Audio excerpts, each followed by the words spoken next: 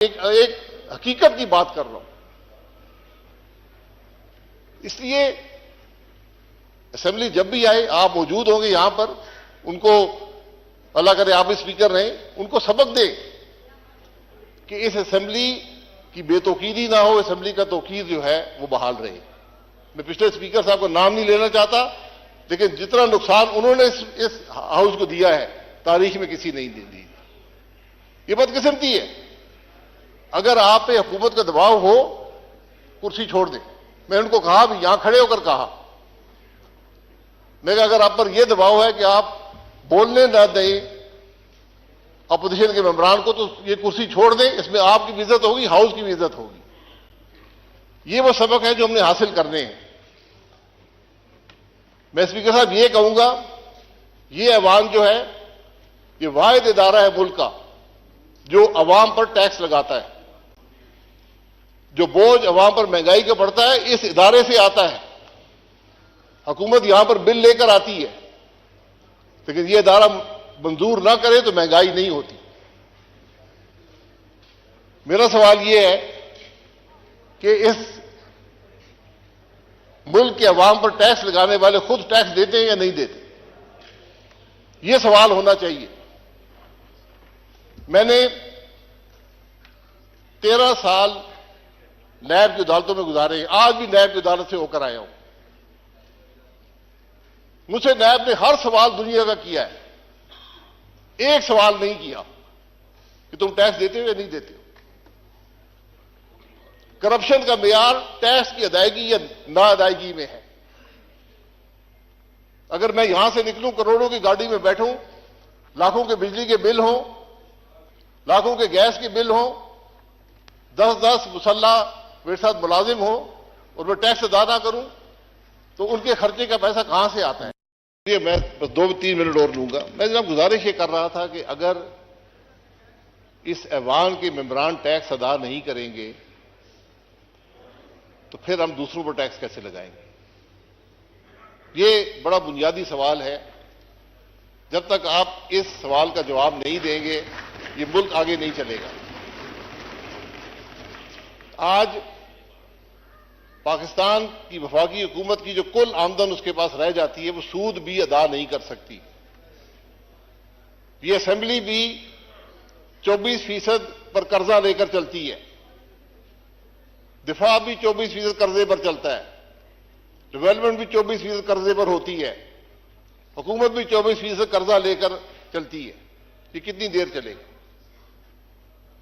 तो हमें जरा इन बातों को पर सोचने की जरूरत है।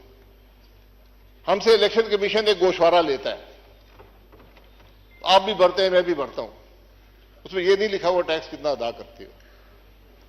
वाहिद पाकिस्तान में तबका है पार्लियामान के मेंबरान जिनके टैक्स के गोशवारे पब्लिक नॉलेज में होते हैं। वो रिकॉर्ड शाया होते हैं, नोटिफिकेशन गैजेट में शाया होते हैं, हर आदमी पढ़ सकता है ये आदमी कितना टैक्स देता है।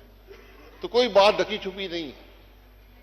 इसलिए हम सब की जिम्मेदारी है कि अपने अमल से यही लीडरशिप होती है। लीडरशिप ये नहीं है कि मैं टैक्स अदा ना करूं दूसरों पर टैक्स लगा दूं। ये बातें, मैं स्पीकर साहब बातें बड़ी लंबी हो सकती हैं। मैं आपसे गुजारिश करूंगा, इस पिछले 5 साल में जो लेजिस्लेशन हुई है इस ऐवान ने की है उसका रिकॉर्ड मंगा लें।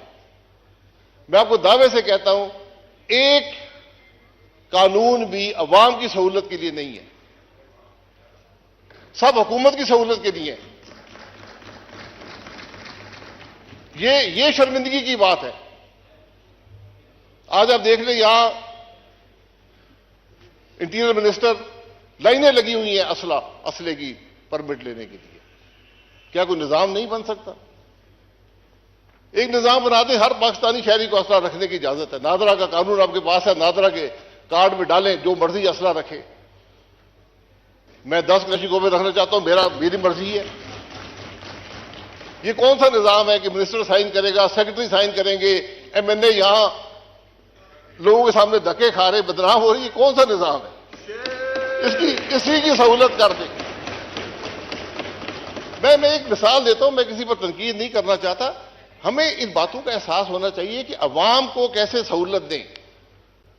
यहां रिलीफ मैंने बताया, आप आवाम को जितनी रिलीफ देना चाहें दे सकते हैं। 24% सूद पर आज हमारे मुल्क की यह कैफियत है। क्या हमें इन मामलात की परवाह है? मेरा सिर्फ एक शिकवा इस ऐवान से, हुकूमत से यह रहा है कि मुझे कोई फिक्र नजर नहीं आती, मुझे कोई उजलत नजर नहीं आती, मुझे कोई तकलीफ नजर नहीं आती कि आज मुल्क के इन हालात में है। ये बिजनेस एज यूजुअल नहीं चलेगा, नहीं चल सकता। आपको बुनियादी रिफॉर्म करने पड़ेंगे, बुनियादी तब्दीलियां करनी पड़ेंगी, हुकूमत के निजाम को बदलना पड़ेगा, सबको बैठकर मईशत के अगला रास्ता तय करना पड़ेगा। बहुत मुश्किल साल है पाकिस्तान के लिए। मेरा अंदाजा ये कम से कम 10 साल लगेंगे आपको हालात दुरुस्त करने में, उनकी सिमत दुरुस्त करने में। लोग 20 साल की बात करते हैं, हमने इस नहज पे पहुंचा दिया इस मामले को, और हम सब जिम्मेदार हैं कि जब हम बिल के लिए आए करते हैं तो हम उस बिल के जिम्मेदार होते हैं, उसके जो असरात हैं उसके हम जिम्मेदार होते हैं। इसलिए स्पीकर साहब, हमें इन बातों का एहसास होना चाहिए। हम सिर्फ हल्के तक महदूद नहीं हो सकते। हुकूमत अवाम के मामलात से अलहदगी इख्तियार नहीं कर सकती। जो कुछ माजी में हुआ वो सब, मैं हमेशा कहता हूं ट्रुथ कमीशन बना दें, मुल्क के अवाम को हकायक का पता चले कि इस मुल्क के हालात हैं क्या और क्यों हुए हैं। मैं बड़ी बड़ी तल्ख हकायक है इस मुल्क के,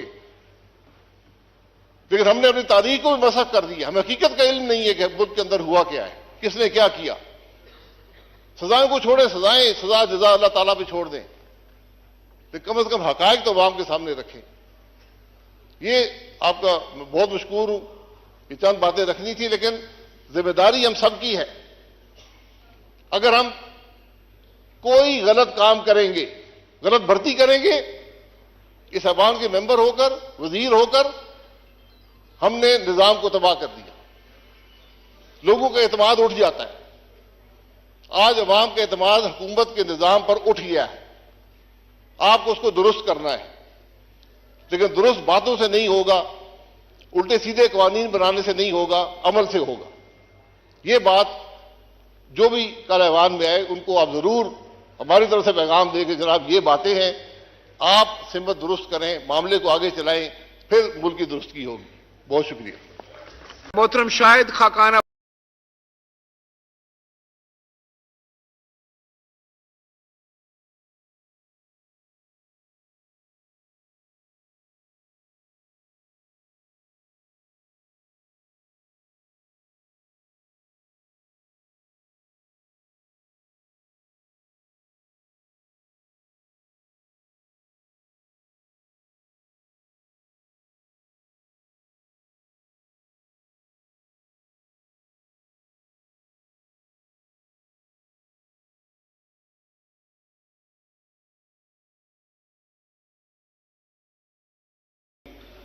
स्पीकर साहब बहुत शुक्रिया।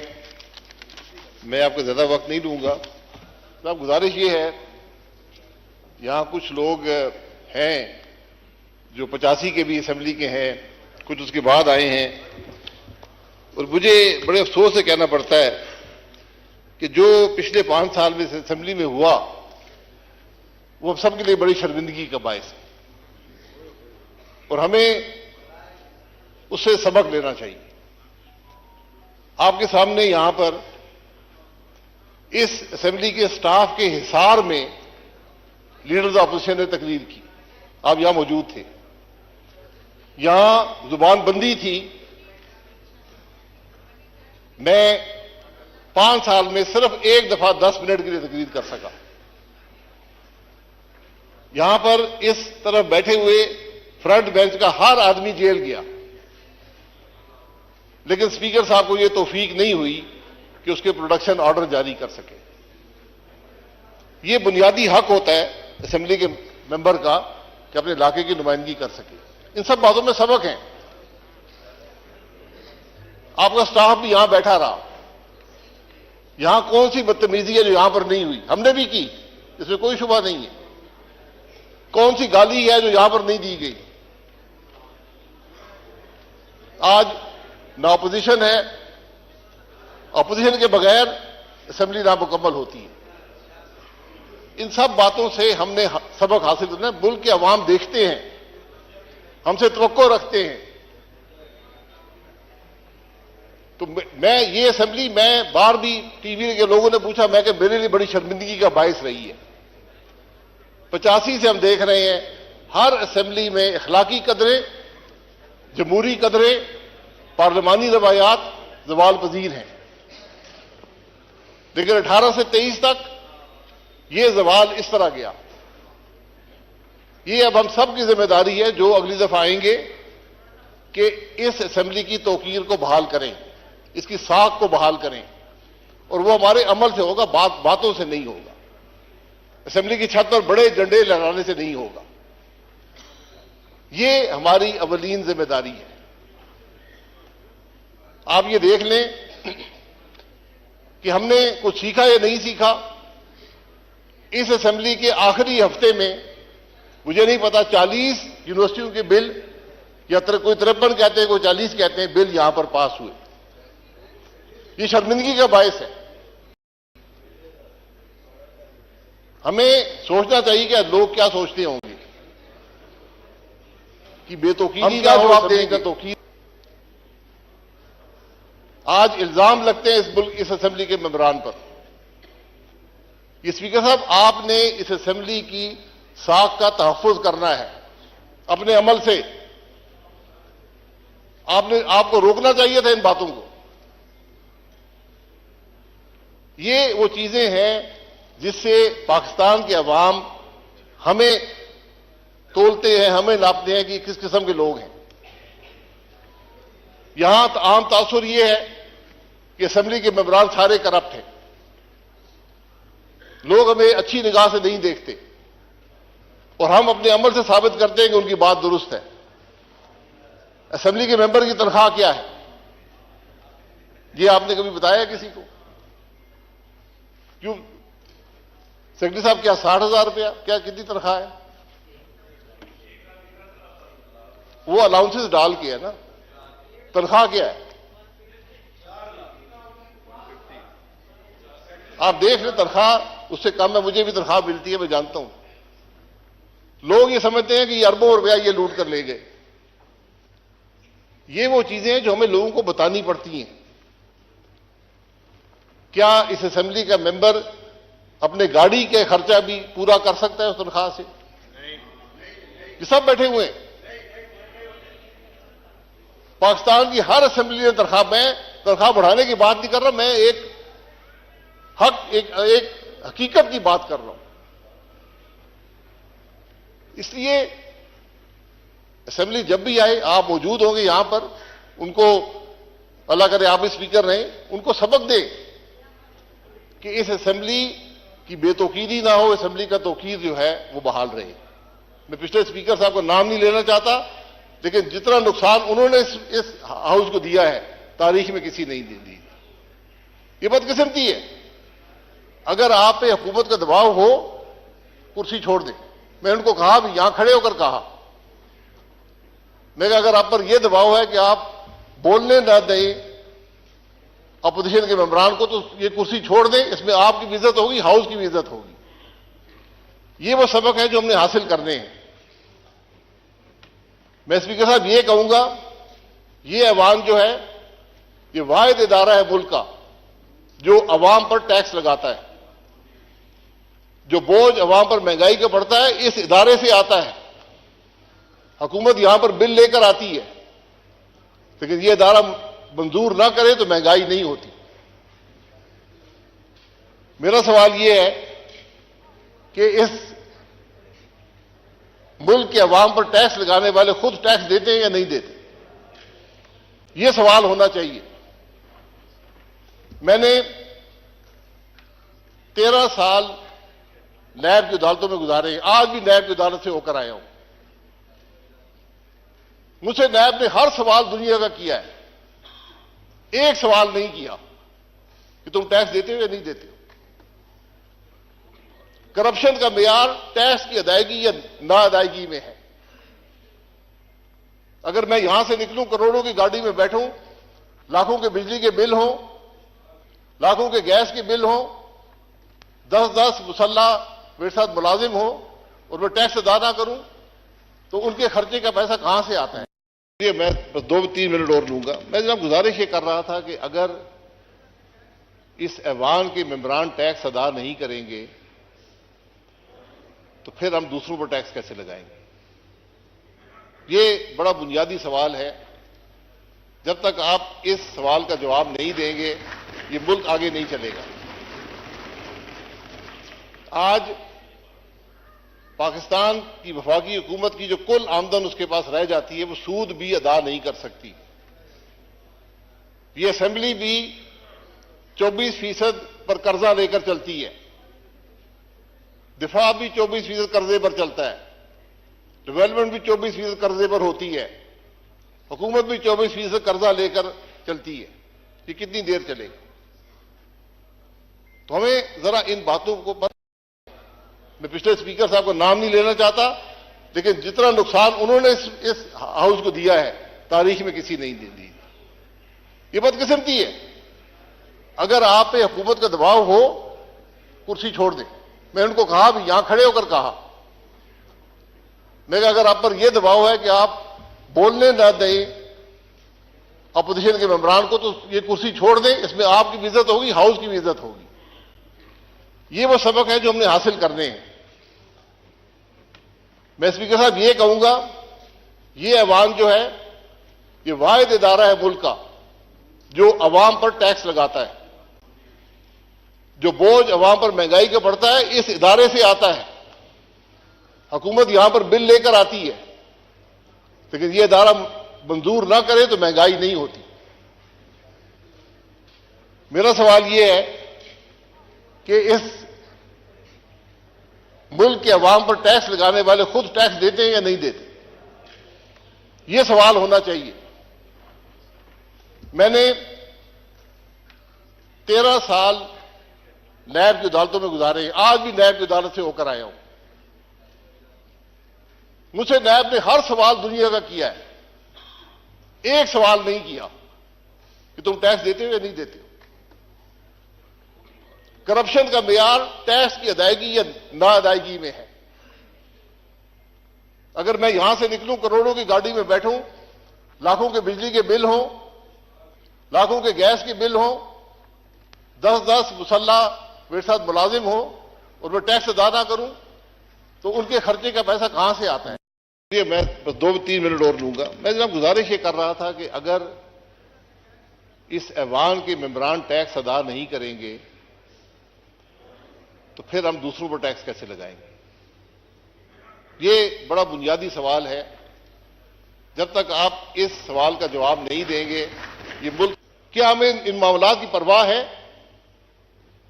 मेरा सिर्फ एक शिकवा इस ऐवान से, इस हुकूमत से यह रहा है कि मुझे कोई फिक्र नजर नहीं आती, मुझे कोई उजलत नजर नहीं आती, मुझे कोई तकलीफ नजर नहीं आती कि आज मुल्क के इन हालात में है। ये बिजनेस एज यूजुअल नहीं चलेगा, नहीं चल सकता। आपको बुनियादी रिफॉर्म करने पड़ेंगे, बुनियादी तब्दीलियां करनी पड़ेंगी, हुकूमत के निजाम को बदलना पड़ेगा, सबको बैठकर मईशत के अगला रास्ता तय करना पड़ेगा। बहुत मुश्किल साल है पाकिस्तान के लिए। मेरा अंदाजा यह कम से कम 10 साल लगेंगे आपको हालात दुरुस्त करने में, उनकी सिमत दुरुस्त करने में।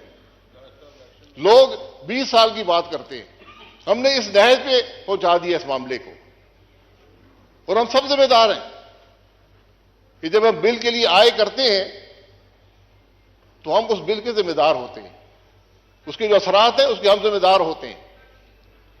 इसलिए स्पीकर साहब, हमें इन बातों का एहसास होना चाहिए। हम सिर्फ हल्के तक महदूद नहीं हो सकते। हुकूमत अवाम के मामलात से अलहदगी इख्तियार नहीं कर सकती।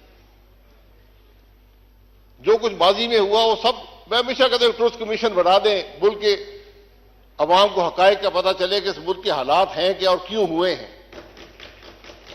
मैं बड़ी बड़ी तल्ख हकायक है इस मुल्क के, लेकिन हमने अपनी तारीख को भी मसख कर दिया। हमें हकीकत का इल्म नहीं है कि मुल्क के अंदर हुआ क्या है, किसने क्या किया। सजाएं को छोड़े, सजा जजा अल्लाह ताला पे छोड़ दें, तो कम से कम हकायक तो अवाम के सामने रखें। ये आपका बहुत मशकूर हूं, ये चंद बातें रखनी थी, लेकिन जिम्मेदारी हम सब की है। अगर हम कोई गलत काम करेंगे, गलत भर्ती करेंगे, इस अवाम के मेंबर होकर, वजीर होकर हमने निजाम को तबाह कर दिया। लोगों का एतमाद उठ जाता है। आज अवाम का एतमाद हुकूमत के निजाम पर उठ गया है। आपको उसको दुरुस्त करना है, लेकिन दुरुस्त बातों से नहीं होगा, उल्टे सीधे कानून बनाने से नहीं होगा, अमल से होगा। ये बात जो भी कल ऐवान में आए उनको आप जरूर हमारी तरफ से पैगाम दें कि जनाब ये बातें हैं, आप सिमत दुरुस्त करें, मामले को आगे चलाएं, फिर मुल्क की दुरुस्ती होगी। बहुत शुक्रिया। मोहतरम शाहिद खाकान अब्बासी साहब, जनाब वाला।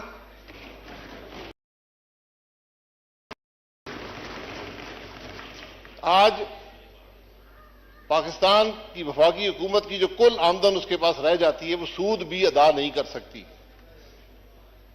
ये असेंबली भी 24% पर कर्जा लेकर चलती है, दिफा भी 24% कर्जे पर चलता है, डेवलपमेंट भी 24% कर्जे पर होती है, हुकूमत भी 24% कर्जा लेकर चलती है। ये कितनी देर चलेगी? मैं आपको ज्यादा वक्त नहीं लूंगा।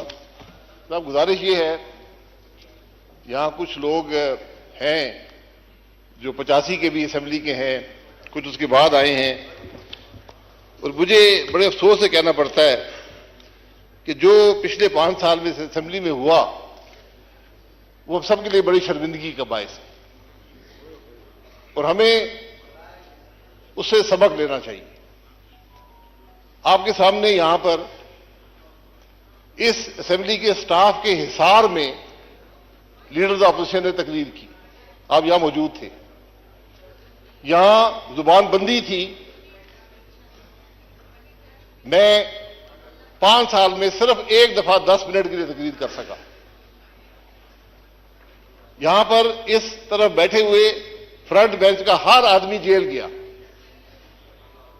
लेकिन स्पीकर साहब को यह तौफीक नहीं हुई कि उसके प्रोडक्शन ऑर्डर जारी कर सके। यह बुनियादी हक होता है असेंबली के मेंबर का कि अपने इलाके की नुमाइंदगी कर सके। इन सब बातों में सबक है। आपका स्टाफ भी यहां बैठा रहा।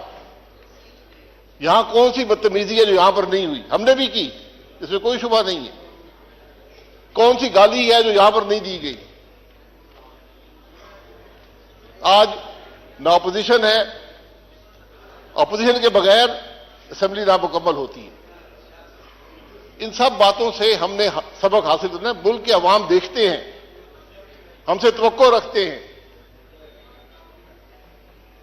तो मैं ये असेंबली, मैं बार भी टीवी के लोगों ने पूछा, मैं कि मेरे लिए बड़ी शर्मिंदगी का बायस रही है।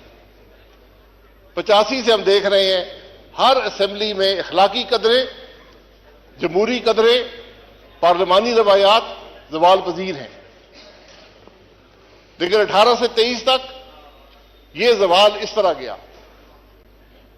ये अब हम सब की जिम्मेदारी है जो अगली दफा आएंगे कि इस असेंबली की तौकीर को बहाल करें, इसकी साख को बहाल करें, और वो हमारे अमल से होगा, बातों से नहीं होगा।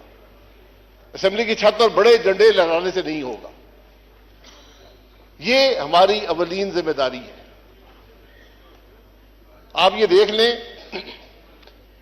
कि हमने कुछ सीखा या नहीं सीखा।